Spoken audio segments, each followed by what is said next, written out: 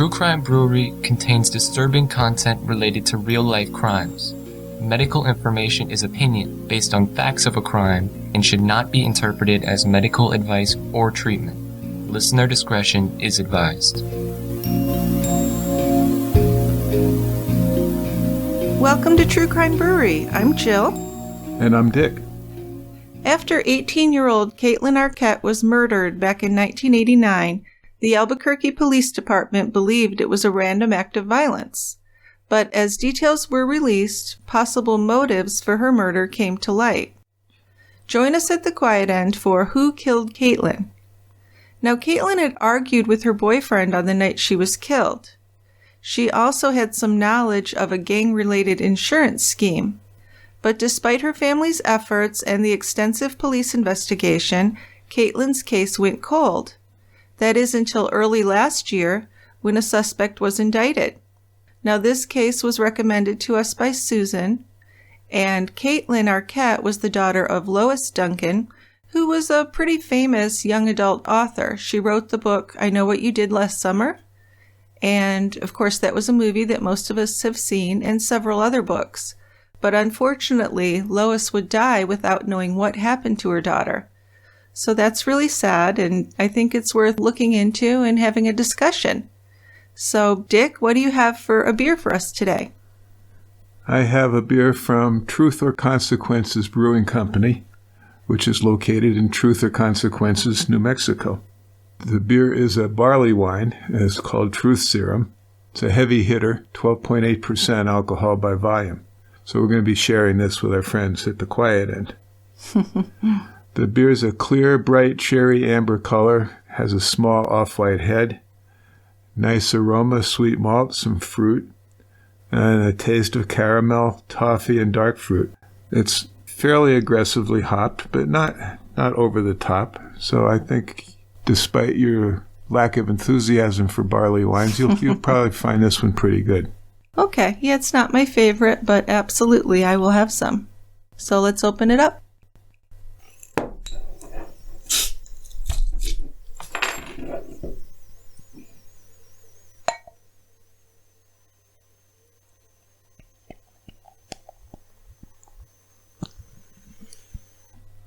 It does smell really good. Well, yeah. So I think I will sip along with you down here at the quiet end. And while I start sipping, why don't you get us started on today's story? Okay. This is one of those cold cases that we've been doing lately, it seems.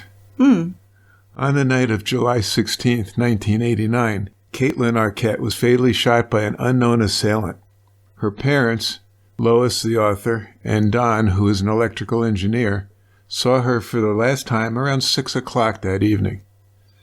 Kaitlyn had recently moved out of the family home and had rented an apartment with her boyfriend, Duncan, but she returned home often. Kaitlyn's mom, Lois Duncan, who is a young adult author, has written 2 books on her daughter's murder and the pain the family has been through. According to Lois, that evening was a typical Sunday evening for her and her husband. They were sitting down to watch 60 Minutes when Kaitlyn breezed in the door, full of energy and rather stressed out. Yeah, so Kaitlyn told her parents that she was planning to visit a friend of hers named Susan. She said that her boyfriend Duncan was out with his friends and that her apartment felt weird and she didn't want to be there alone. Lois described what Kaitlyn was wearing and just how lovely she was. She was dressed in a short black skirt and black and white striped blouse. She was also wearing her gold cross necklace and some sand dollar earrings that Lois had brought her from a trip to Florida. But Kaitlyn's eyes were red and swollen like she'd been crying. And when asked about it by her parents, she said that the rain depressed her. She added that she cries when she's mad and that she'd been arguing with her boyfriend. Kaitlyn complained about living with Duncan and told her parents that things were better back when she and Duncan were just dating. So Kaitlyn was leaving to have dinner with her friend Susan in Old Town Albuquerque. She hadn't been there before, so she had directions with her. She told her mom that if Duncan called looking for her, not to tell him where she was going. But Lois and Don really liked Duncan and they thought he was a good guy, so they thought it was mean to keep Duncan in the dark because they thought he'd be worried about Kaitlyn. So Lois reminded Kaitlyn to drive carefully. Kate, as they called her, was an aggressive driver, but at least traffic would be light on a Sunday night, and she wasn't going to be driving on the freeway. The easiest route to Old Town was straight down Lomas, an east-west street that ran 1 block south of their home. There wouldn't be many drunks on the road on a Sunday either, and Kaitlyn's plans for the evening seemed very benign and safe. Still, Kaitlyn's parents worried about her, like most parents would. So Kaitlyn left her parents Susan's phone number at their request, gave them a comical salute, and said, "Later, I'll see you guys later." And that was the last thing she would ever say to them. But just before midnight that evening, Kaitlyn's parents got a phone call from the University of New Mexico Hospital. The woman on the phone said Kaitlyn had been injured, but she would not give them any more information over the phone. So Don and Lois got dressed quickly, drove down to the hospital. Just the beginning of a parent's worst nightmare, isn't it? Absolutely it is. It's the worst thing. If you have kids that are out driving or whatever, and you get a call in the middle of the night, it's terrifying. And for them, it really was a bad thing that had happened. They're on their way to their hospital. They're praying that Kaitlyn didn't have a head injury and that she would be okay. But they're already kind of expecting the worst. I mean, they get told you need to come to the hospital right away. Mm-hmm. That's not good news. And you don't get details. Right. Right. Scary. Well, plus 2 years earlier, a relative's teenage son had been in a bad accident that had left him brain damaged. And Lois and Don remembered this, and they also remembered that at the time, Kaitlyn had been so upset to the point of hysterics, and she'd cried, "Poor Andy, he was always so smart." So of course they knew that that was the last thing that Kaitlyn would want, would be to live on with severe brain damage. But Lois believed that her youngest daughter was tough and that she could overcome almost anything. She just really didn't want her to have any injury to her brain. At the ER entrance, Don dropped off Lois and went to park the car. The nurse who had called them was waiting for her in the doorway, another ominous sign. So it was obviously bad news. The nurse immediately hugged Lois, and Lois asked if they were sure it was Kaitlyn. The nurse told her yes, they'd found her ID in her wallet at the scene. She was alive, but she was in critical condition. The nurse told her that she needed to prepare herself because she might lose her daughter. Now, Lois had assumed that Kaitlyn had been in a car accident, so she was really shocked when the nurse told her that her daughter had been shot in the head. It just didn't seem real. Yeah, that'd be a total surprise. I mean, your beautiful, healthy daughter goes off for a date with a friend. You get a call from the hospital, you figure she was in a car accident. Which is bad enough. Yeah. Mm-hmm. Then to be told she'd been shot. Really shocking. And shot in the head? Yeah. Wow. It's horrible. So when Don came in, the nurse took them into a small private waiting room. Don wanted to call Kaitlyn's 4 siblings, but Lois wanted to put it off. Once they told people, she said it was no longer a nightmare she could wake up from. I get it. Once you share bad news, it's real. That's There's right. no turning back. Yeah. So her parents saw Kaitlyn being wheeled by as she was taken to X-ray. Her head was wrapped in bandages, and her skin was a waxy white color. In fact, if they hadn't been told it was Kaitlyn, her own parents probably wouldn't have recognized her. Well, the ER was busy and people were coming and going. Someone brought them coffee, which they left to grow cold on the coffee table that was piled up with magazines. A nurse came in and gave them Kaitlyn's purse and a plastic jar with her watch, the necklace with the cross, and her sand dollar earrings. Then a detective from the Albuquerque Homicide Department came in to ask them questions. He asked them when they had last seen their daughter. It had been at about 6:15, they told him, when she was leaving to have dinner with her girlfriend. So just like 5-6 hours before they got the call. The police had spoken with Kaitlyn's friend Susan. Her address and a hand-drawn map were in her car.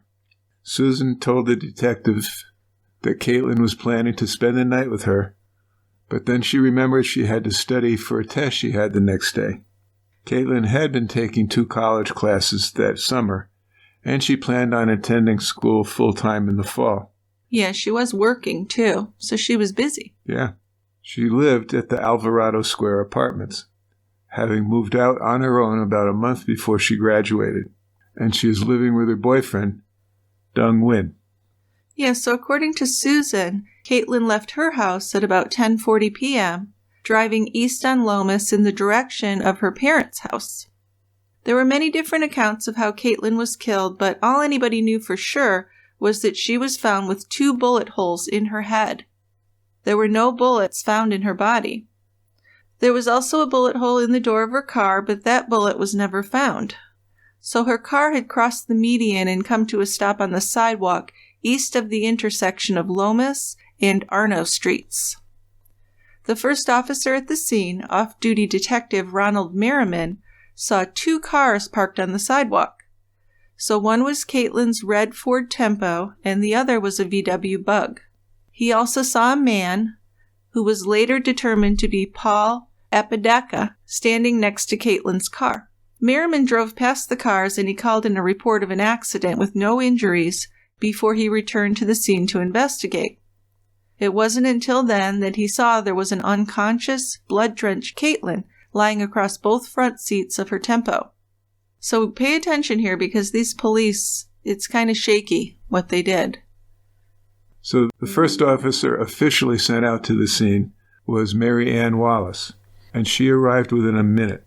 She saw only 1 car on the sidewalk, Kaitlyn's Ford Tempo. Detective Merriman was standing behind it, chatting with Paul Apodaca. Merriman told Wallace that the driver of the Ford had been injured in a traffic accident and he had called for an ambulance. But Wallace took one look at the bullet-shattered driver's side window and understood that this was a crime scene, not a car accident. So she radioed the police station for backup. Neither Wallace nor Merriman took any information from Paul Apodaca, other than his name and what turned out to be a fake phone number. But no police officer ever interviewed Apodaca.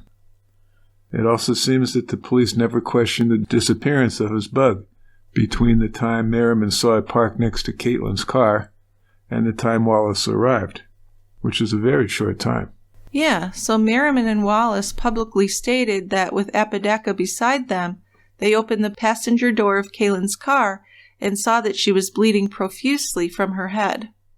So the medics with Albuquerque ambulance who transported Kaitlyn to the hospital stated in separate affidavits that they responded to a routine 1044 call and found no police officers, no police cars, and no bystanders. Everyone was gone when they showed up. So how weird is that?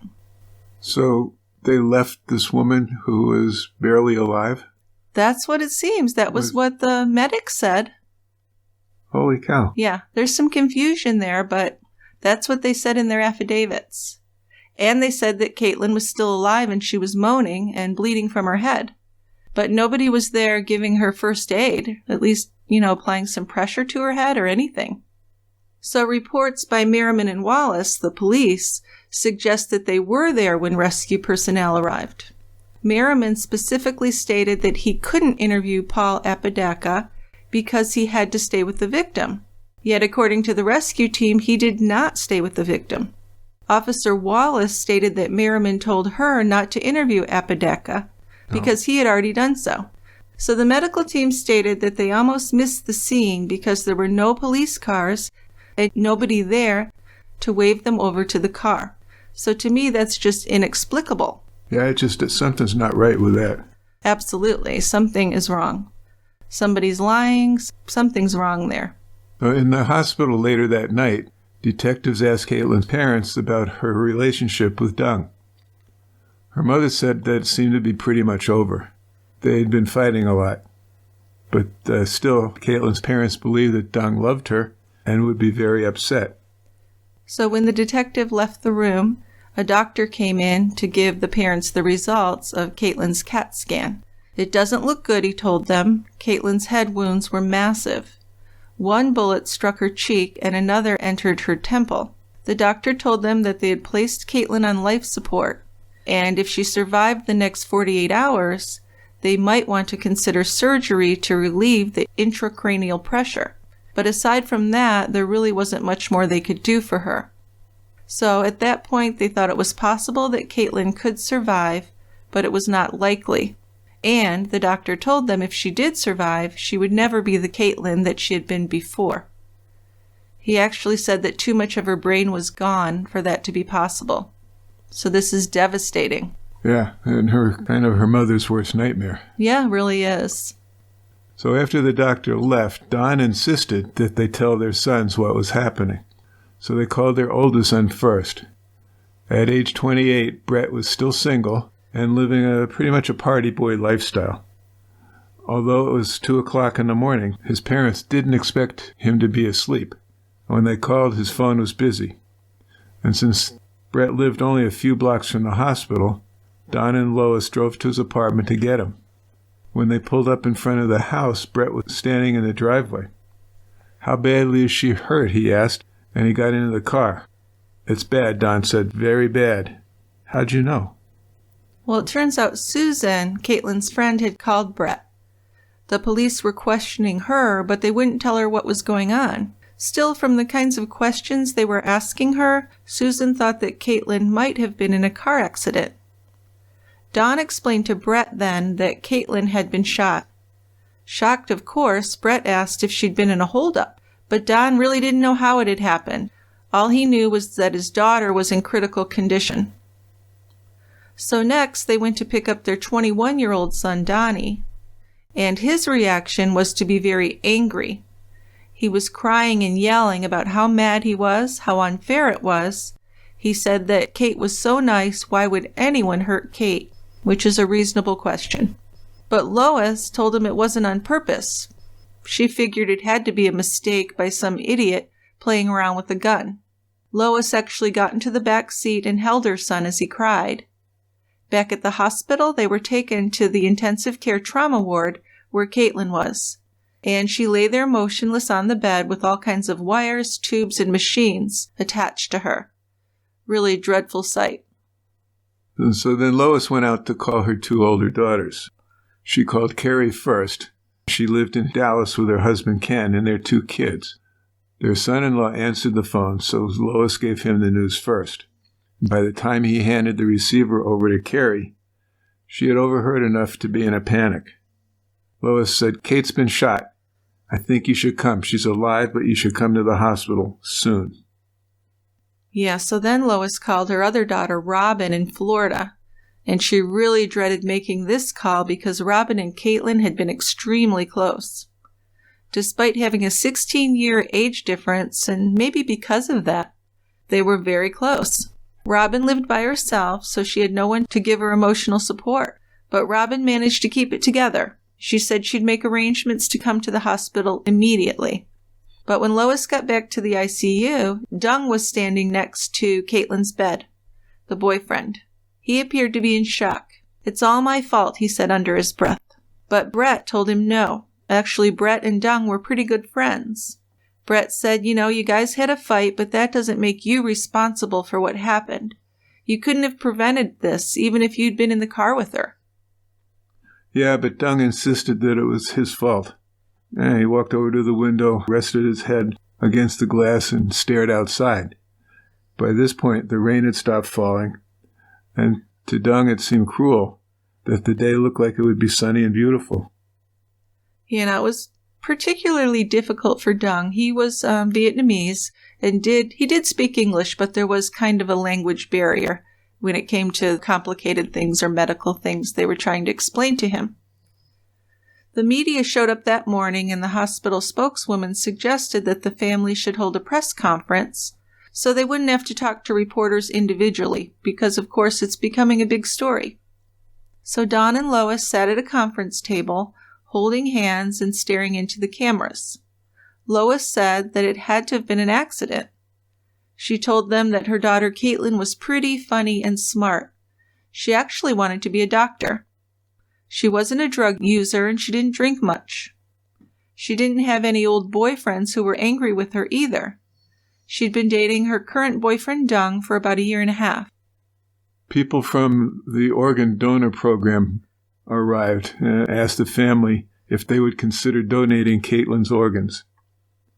Lois had recently written an article about a woman who had given a kidney to her critically ill husband. And Kaitlyn had responded to the story by getting a donor card. So, Lois and Don agreed to donate her organs. Well, it's what she wanted. Right. So Carrie and Duncan stayed at Kaitlyn's bedside while the rest of the family went home for a couple hours' sleep. Don, Lois, and his sons walked out into the hospital parking lot and saw the sunrise. Kaitlyn will never see a sunrise again, Lois thought. So when they got back to the house, Don and Lois tried to sleep, but their phone kept ringing. And of course they were afraid to ignore it in case it was the hospital. After an hour of trying, they finally gave up trying to get any sleep and went back to the hospital. So they found out a hemorrhage had flooded Kaitlyn's brainstem, and she was determined to be brain dead after testing by the doctors. The whole family was at her bedside along with her boyfriend Duncan as they said their goodbyes to her. Then they went back to the family home where everyone spent the night, including Duncan. Kaitlyn's murder had extensive coverage in the media. Local newspapers had headlines like, "Honor Student Dies Following Car Shooting," and "Bright Future of Shining Teen Dies in Gunshots." And with that, it had a picture of Kaitlyn's senior picture. TV reporters and cameramen showed up at their door, too. The police respected the family's grief and didn't immediately contact them. But the family learned about the shooting by reading the newspapers like everyone else. On July 18, 1989, the Albuquerque Journal read, 18-year-old Kaitlyn Arquette died Monday night of 2 gunshot wounds to the head. She was discovered in her car at about 11 p.m. Sunday by police officers investigating what they thought was a routine car accident on Lomas near Broadway Northeast. A police spokesperson said that someone had pulled up alongside Kaitlyn's car as it was moving and fired 3 gunshots through the side window. 2 bullets hit her head. Her car was then out of control and struck a telephone pole. Kaitlyn, a University of New Mexico student who had recently graduated with honors from Highland High School, had been returning home from dinner with a girlfriend. Police late Monday had no witnesses, no suspects, no weapon, and no explanation for what appeared to be a random shooting. There was an empty Budweiser beer can that was found in the gutter next to Kaitlyn's car. At autopsy, there was no trace of alcohol in Kaitlyn's blood, and the fingerprint on the can was not hers. So it doesn't appear that she had been drunk driving, anything like that. No, it probably wasn't related at all. It was just a random beer can. And at the Arquette home, the phone rang nonstop.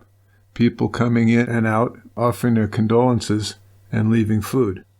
So Kaitlyn's sisters, Robin and Carrie, spoke to their mother that day and told her that they didn't think Duncan should be staying with them. They said they were concerned because he and Kaitlyn had been fighting, and Kaitlyn had told Carrie something strange that was worrying them. So, according to Carrie, Kaitlyn had told her that last summer, Duncan was involved in some sort of car wreck scam in California. Kaitlyn didn't understand exactly how the thing was set up, but Duncan went out to LA with a group of his friends and they staged car wrecks in rental cars. Kaitlyn had said that she thought each of the guys was paid $2,000. Carrie told her mom that she knew Duncan had spent a lot of time at their house, but she wondered how well they really knew him. They didn't even know how Kaitlyn had met him, Carrie said. Yeah, so he's kind of a phantom in this story. Well, in some ways, some things aren't really known about him. There were some questions about the guys he was hanging out with and doing this scheme, because he didn't really have a job. But we'll get into that more, where he was getting money from and all that.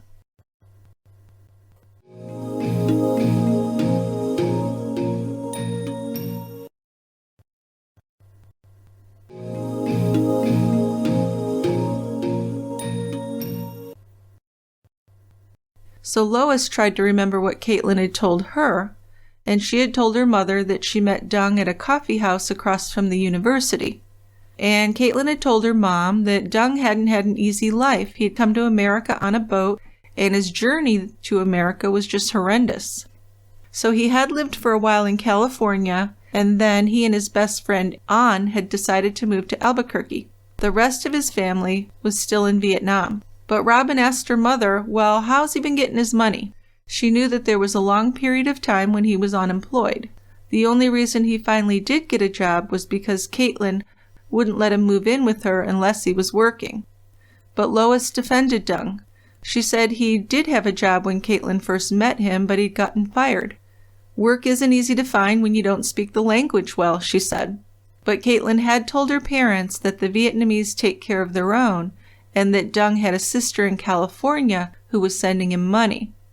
So a couple of afternoons later, Dung approached Lois and told her that he had problems. He'd just come from his apartment that he had shared with Kaitlyn, and the manager had locked him out. He asked her to tell the manager that it's okay that he still sleep there. He was very upset, so Lois agreed. She looked up the number of the Alvarado Square apartments and spoke to the manager. She said, "I'm Kate Arquette's mother." She said that her boyfriend had told her that he was locked out, and she was calling to give her permission for him to continue living there until the lease ran out. Now the manager was apologetic to Lois and said he didn't want to create more problems for her, but he said there was no way he was going to let Mr. Wynn into the apartment. "That guy's bad news," he told her. "He rented the place to Kaitlyn, not Dung.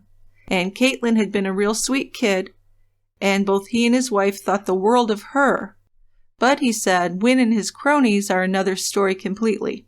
He said that there were times when Kaitlyn would come running over to their apartment and beg to sleep on their couch because she was afraid. So that's alarming. Yes, it is. And she had also asked the manager to change the locks to keep the guys out. So as you can imagine, Lois was shocked. She couldn't believe what she was hearing. Kaitlyn had never told her any of that. The manager said that he had changed the locks for Kaitlyn, but that Wynn and his friends had then broken a window to get inside. Another time, Kaitlyn had locked Wynn out, and he kicked in the door. So now the manager had changed the locks again. If Dung Wynn tampered with them or went inside the window, he said, he would not hesitate to have him arrested.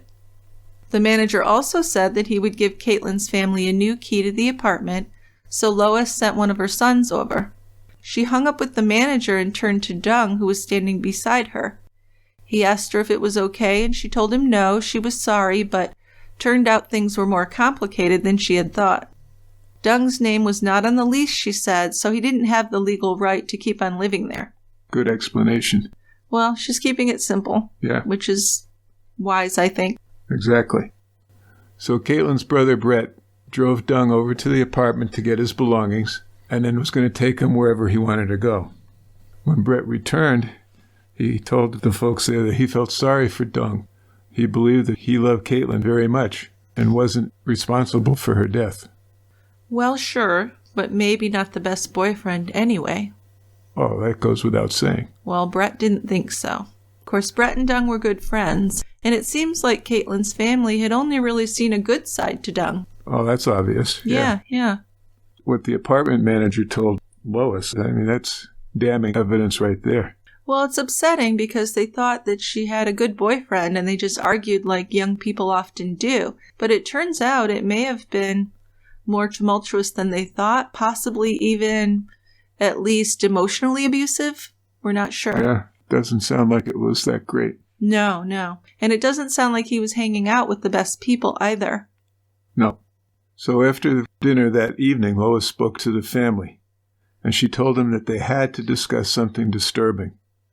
She told them about her conversation with Kaitlyn's apartment manager. After she'd finished, there was silence. Brett was the first one to speak up. "That's a bunch of bullshit," he said. Brett suggested that the apartment manager was racist against Asians. Carrie repeated a story that Kaitlyn's friend had told her. Back when Kaitlyn and Dung went to Disneyland, a rental car company had called to say there'd been an accident. Kaitlyn had rented a car out there, and since the credit card was in her parents' name, they had to inform them about it. So they wanted people to know that the accident had been a minor one and nobody was hurt. They were covered by insurance, and the accident wasn't Dung's fault, so they took the car back to the agency and were given another one. Yeah, so another thing about this is that Kaitlyn was not 25. You can't rent a car unless you're 25. I was going to ask you that. Well, Dung, or at least Kaitlyn, had told her parents that Dung was 24.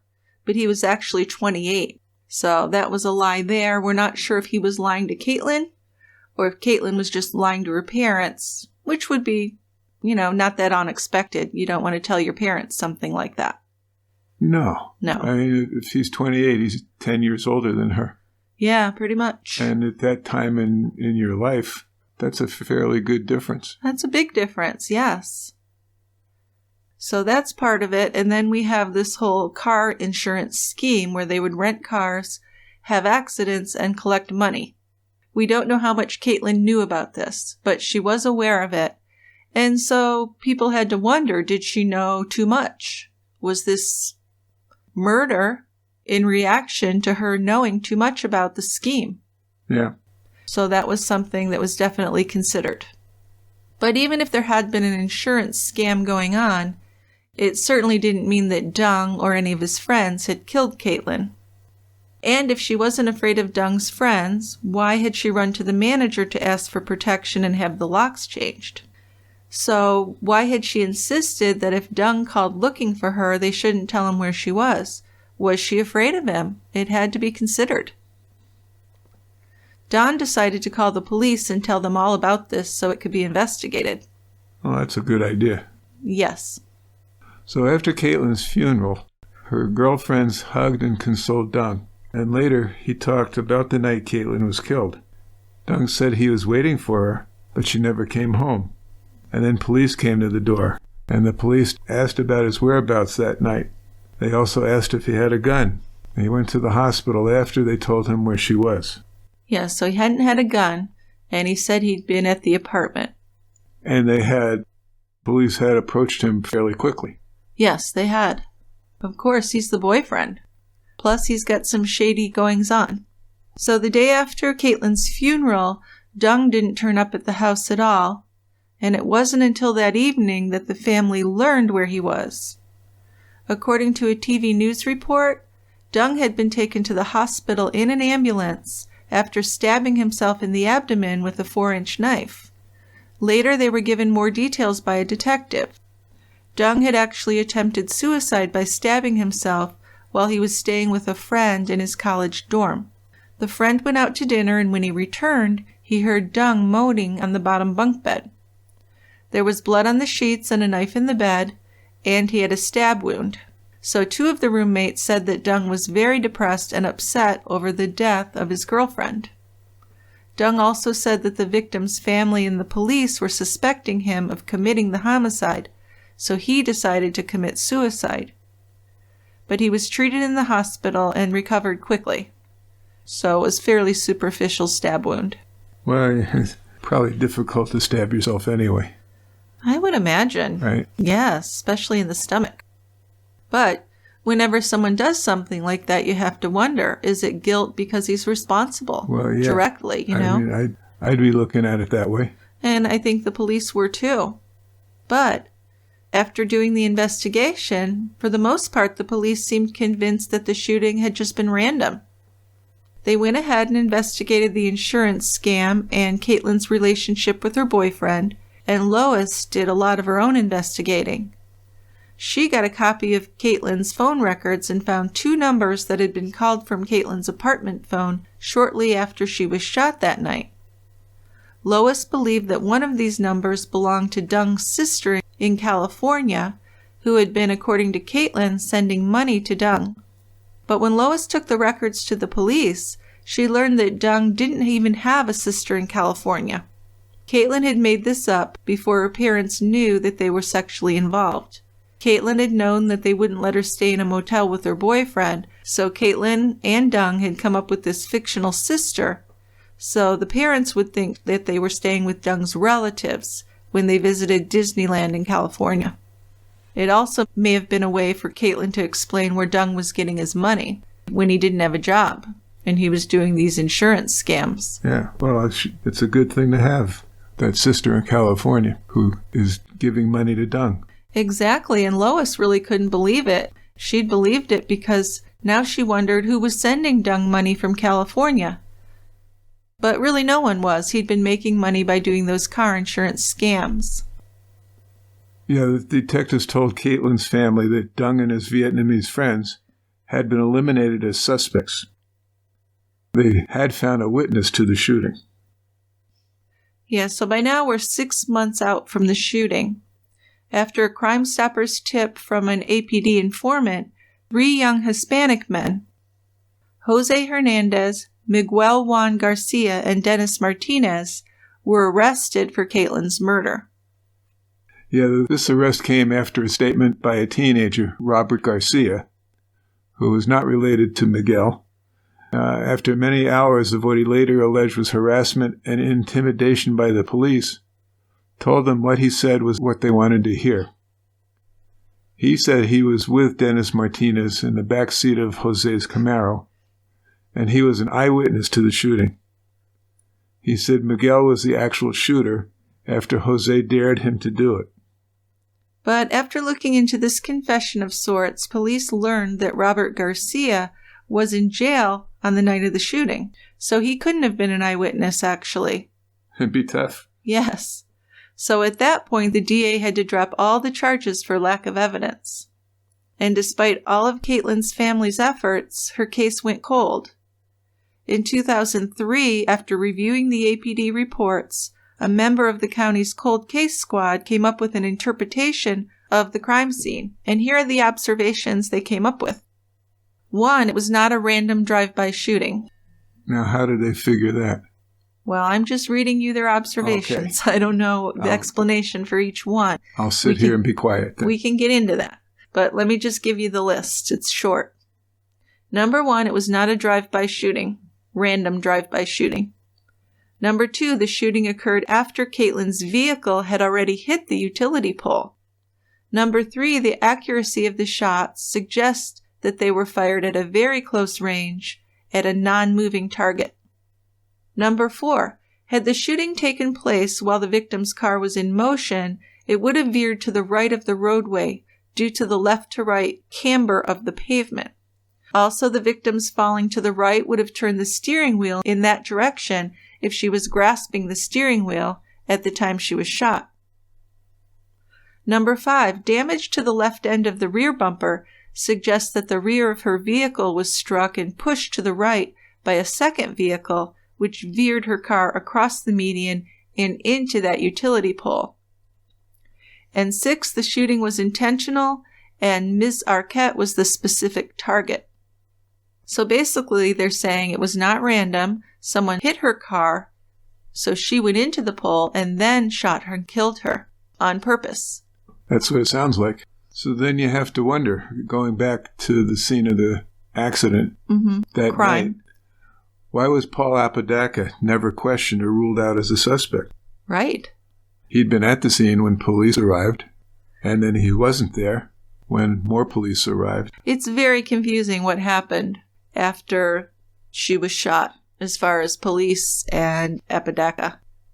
A man who lived around the corner from the scene would later tell the police that after hearing what sounded like gunshots, he looked out his front window and saw a VW Bug racing away from the scene.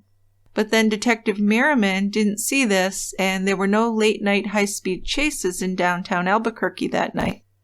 Instead, the detective did find Apodaca standing near Kaitlyn's car. He happened to be passing by, the detective explained in his deposition. So I guess he just took him at his word, didn't even do a background check or anything. Yeah. And let him go.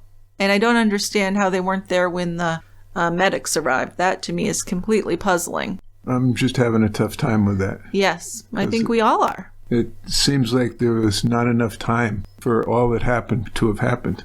Yeah, something's not right about the statements. They don't mesh. I agree with you. But we know that police didn't take a statement from Apodaca, and they let him leave the scene without even getting his address. He'd given him a fake phone number. But it turns out that Apodaca had a long record of violent crime, including several attacks of young women. And they would have known that if they'd looked into him. Yeah, they would have. In 1995, a private investigator hired by Kaitlyn's family had been able to locate Apodaca and interviewed him in jail. He was there awaiting sentencing for kidnapping and raping his 14-year-old stepsister. So not a good guy. Sounds like a sweetheart. Now, Apodaca did admit to being at the scene that night, and he told the private investigator that he was driving a Volkswagen Bug, which is the same make of car that witnesses saw fleeing the crime scene. Now, Apodaca told the private investigator that his reason for being in the neighborhood that night was to buy drugs from his dealer, Lee Padilla. Padilla is the brother of an Albuquerque Police Department undercover narcotics officer, who was also a friend of Mary Ann Wallace, who, if you remember, was the first officer dispatched to the scene. So this made the private investigator wonder, maybe there was some police corruption involved in the case. I could totally see that. So, the police failed to solve Kaitlyn's murder for over 30 years. Critical of law enforcement's progress, her family spent decades investigating this case. Back in 1992, her mother, Lois Duncan, released the nonfiction book Who Killed My Daughter? And then in 2013, it's still unsolved, and she wrote a follow-up book, One to the Wolves. Still, she never did figure this out. Now, in 2021, Apodaca, who by this time was an alleged serial killer, Apodaca found himself indicted for the murders of 13-year-old Stella Gonzalez, 21-year-old Althea Oakley, and Kaitlyn. Stella, like Kaitlyn, had been shot to death. Althea had been stabbed to death. Apodaca was first arrested in 2021 for a probation violation on the University of New Mexico campus. He is a registered sex offender. Police say he then confessed to the 3 murders, as well as 3 rapes and other violent attacks on women. However, once he had an attorney, the attorney argued that Apodaca was intoxicated and in need of medical care when he confessed.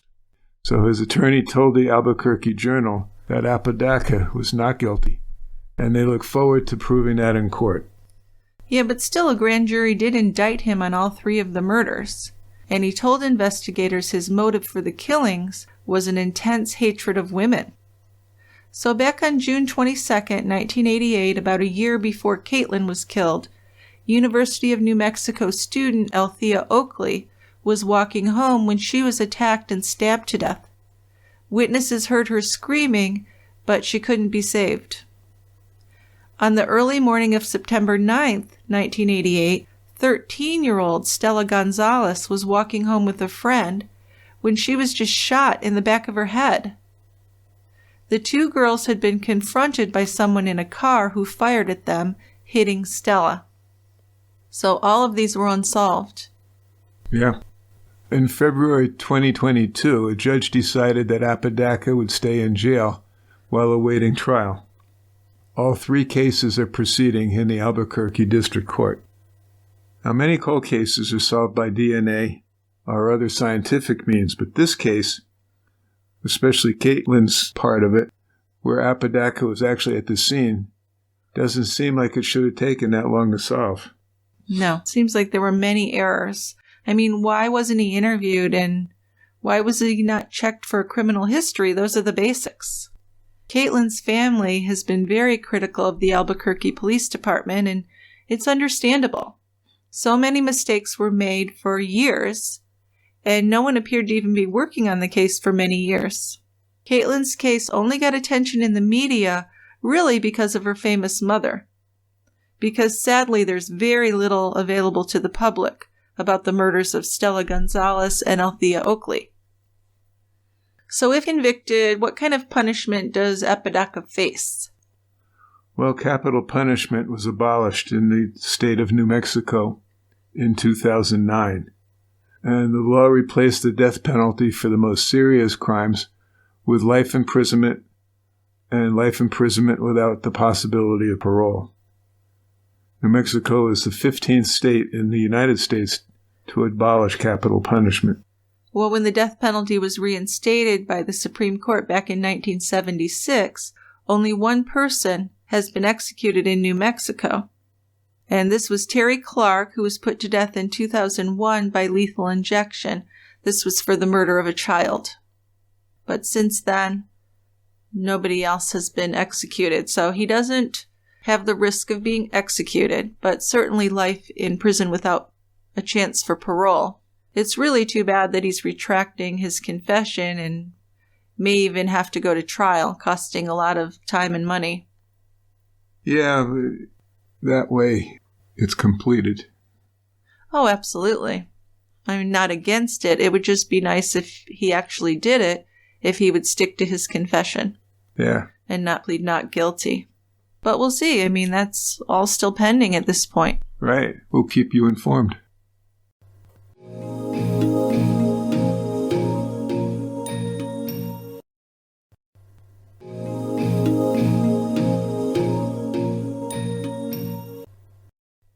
So TCB's music was produced by Mike McClellan, and if you want to find out more about his work, just try going to his website, podcastps.com.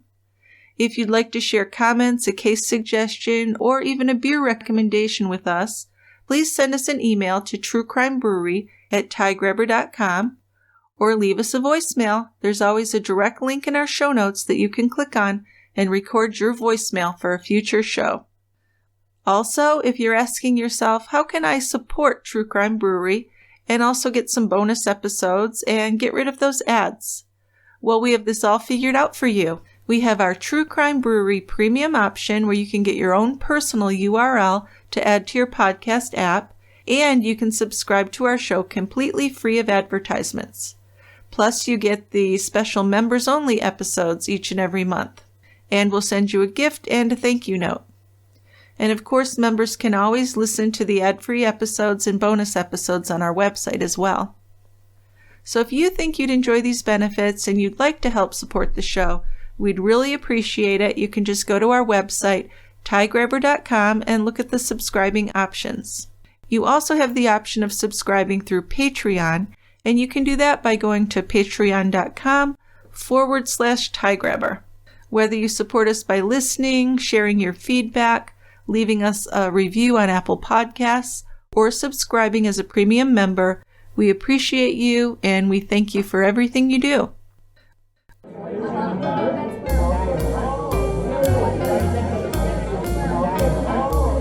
It's time for listener feedback.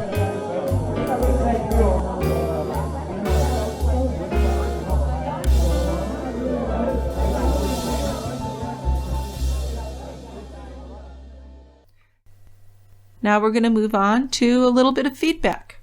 Yeah, what we have today are actually 2 voicemails, and each person has 2 cases to consider. So we've got 4 possible cases. Yeah, there's pretty heavy feedback on this episode, so that works out well. So we'll do that. We got Cindy's going to be up first. She's got 2 suggestions for cases. Cindy is a longtime friend of True Crime Brewery. She's made many suggestions over the years, always had a lot of helpful comments and suggestions, and we enjoy hearing from her. Yeah, we really do. So let's hear what Cindy has to say. Hello, Dick and Jill. This is Cindy from Birmingham, Homewood, Alabama, originally from Savannah, Georgia. There are a couple of interesting cases I want you to do on the regular podcast.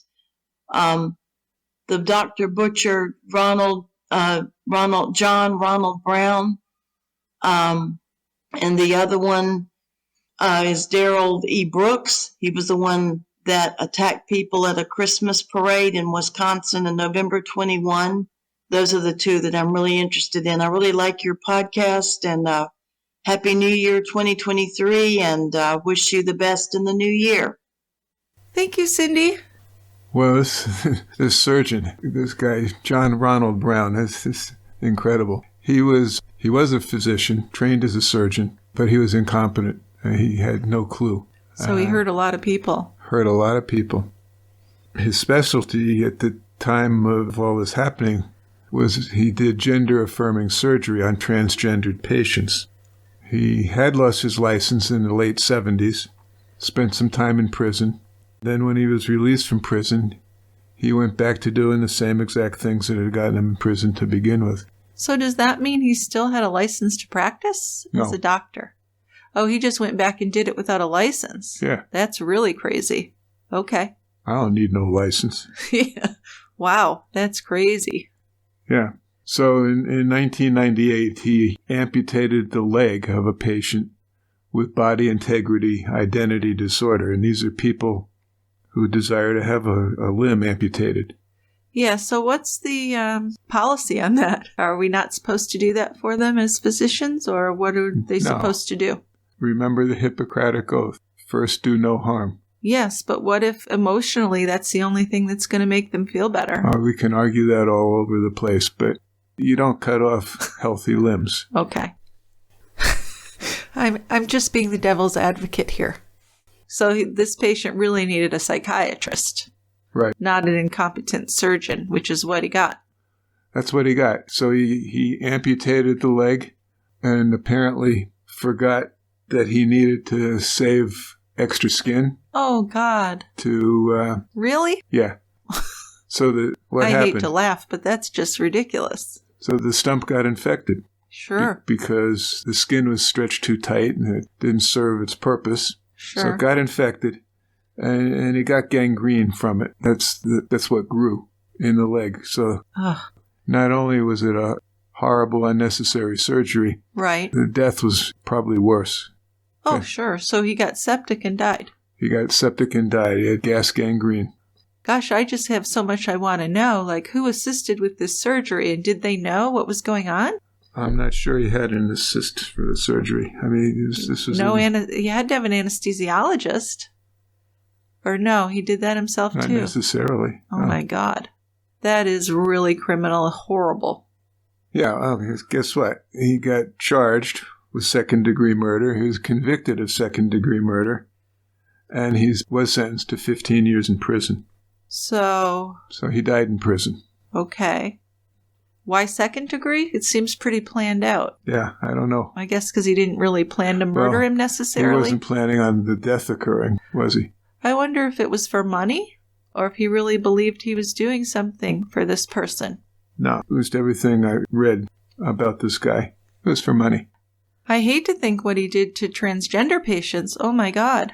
There must have been some really horrible botches on that as well, if he lost his license. Don't know, but likely. I mean, one thing we have learned is it's really not that easy to lose your medical license. No.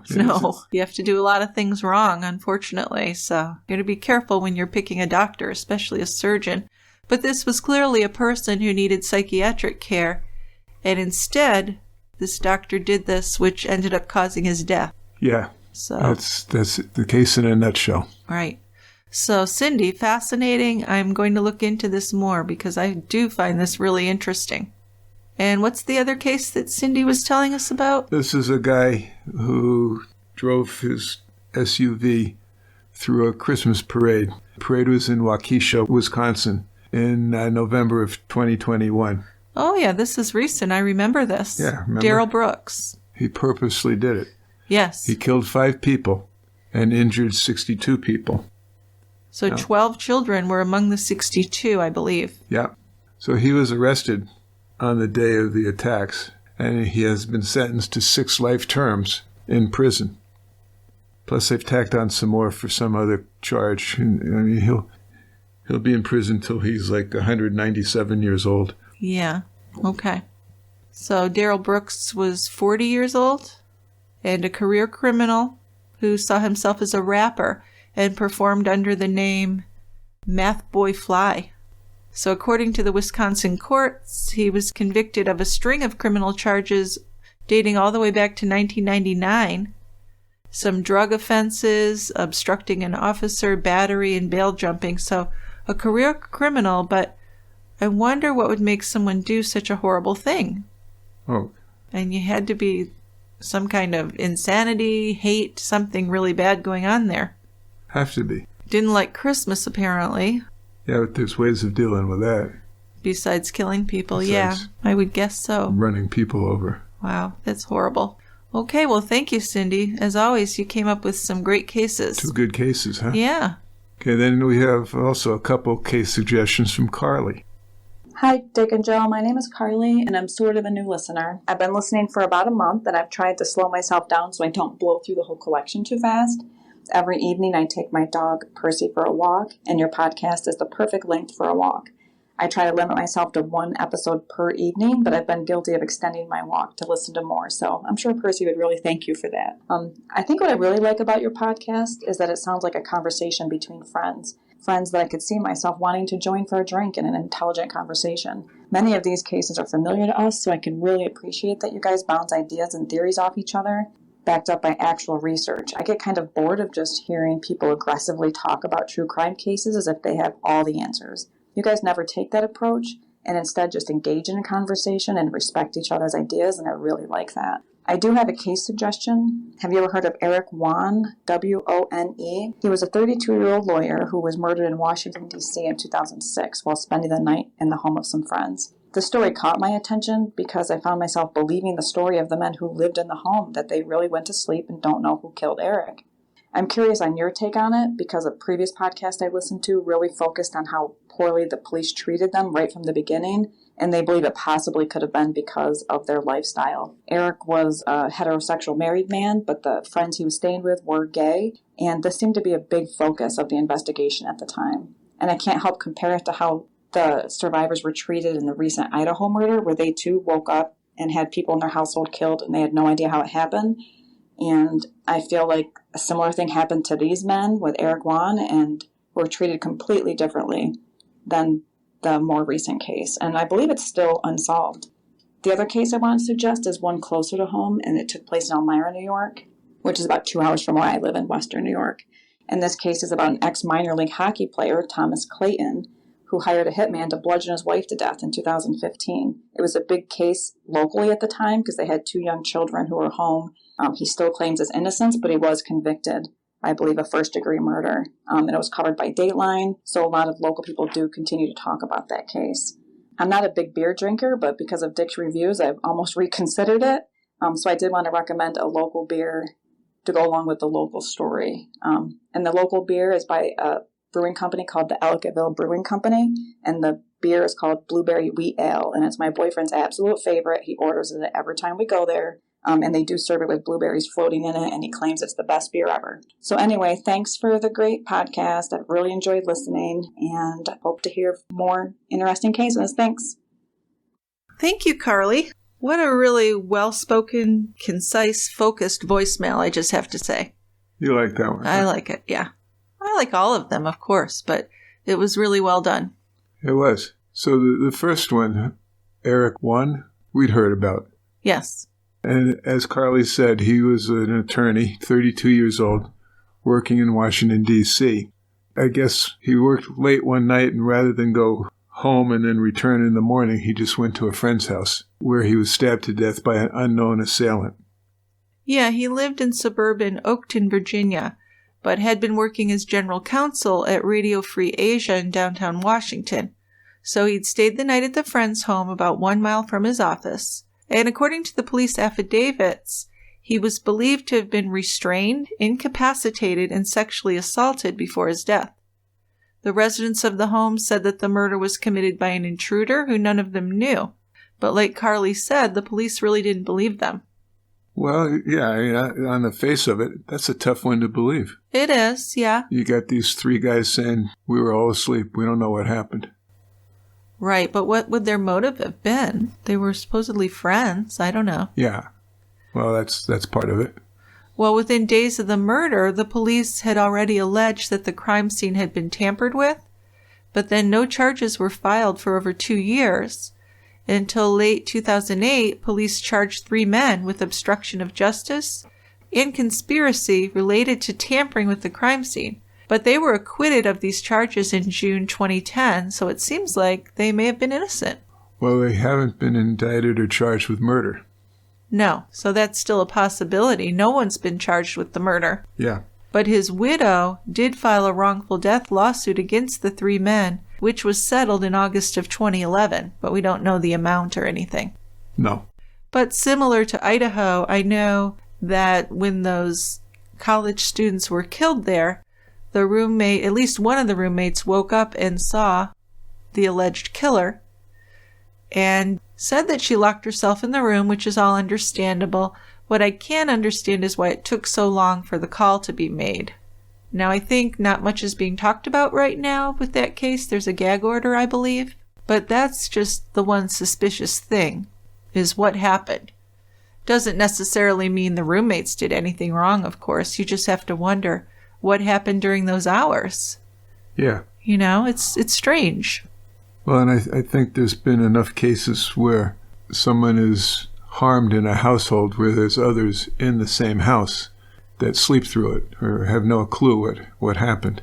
Oh, I don't argue against that. That's completely possible, sure. Yeah. And the other case mentioned by Carly, we actually just watched, was it the Dateline or something else? 2020 maybe. We just watched a show about Kelly Clayton. Yeah, it was just random. Yeah, it was just on, and I said, hey, that's what the voicemail was about. Yeah. So we did watch it, Carly, and it is fascinating. Basically, sometime after midnight on September 29th, 2015, Thomas Clayton returned from a friend's house to find his wife Kelly in the kitchen, dead and covered in blood. He called 911 and investigators arrived on the scene. 35-year-old Kelly had suffered severe blunt force trauma to her head and her face. Now, after the police began their investigation, the evidence at the house didn't line up with a robbery at all. Like, there were no signs of forced entry, and it didn't seem like it was just some crime of opportunity. The crime scene showed signs of a struggle in the upstairs bedroom, and it looked like Kelly had then fallen down the stairs. The attacks believed to have continued into the kitchen, and that's where she was found sprawled on the floor. And really, a lot of facial and head damage. It was a very heinous, violent crime. So suspicion fell on Thomas immediately. And what did we know about Thomas that seemed like, yeah, he's suspicious? He was a hockey player, kind of a womanizer. Yeah, he had girlfriends. Mm-hmm. That's for sure. And I think just his story didn't work. It didn't sound right to police. But the interesting thing is he had an alibi. He was at a poker game.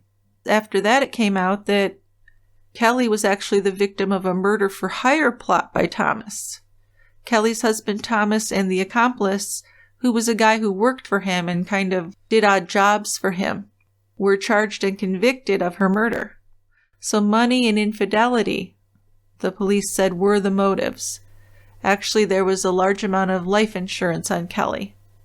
What was sad is that her daughter, who was how old? 7 maybe? Yeah, not old. A young daughter had witnessed it, but the assailant had been wearing a ski mask.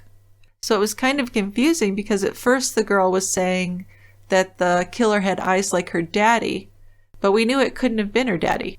Turned out it was this guy who worked for him and looked nothing like him. So the authorities did learn that while Kelly and Thomas seemed to have this perfect relationship on the surface, that wasn't really the case. He had cheated on her and had actually been heard complaining about her with his friends. So while Thomas wanted out of the marriage, for whatever reason, he didn't think divorce was an option for them. So this is definitely a case I'd like to cover. We did see it on 2020, and there's a lot of information in the Star-Gazette newspaper detailing the case in an article called The Anatomy of a Murder from 2017. But I think that's a case worth covering on the podcast. Absolutely. So we have 4 good cases there to think about. Yeah, you guys came through. We got some good cases to do. Yeah, we really appreciate it. So keep those voicemails and emails coming. We'll have more feedback for you in our next episode. And as always, thank you so much for listening. And we'll see you next time at The Quiet End. Bye, guys. Bye-bye.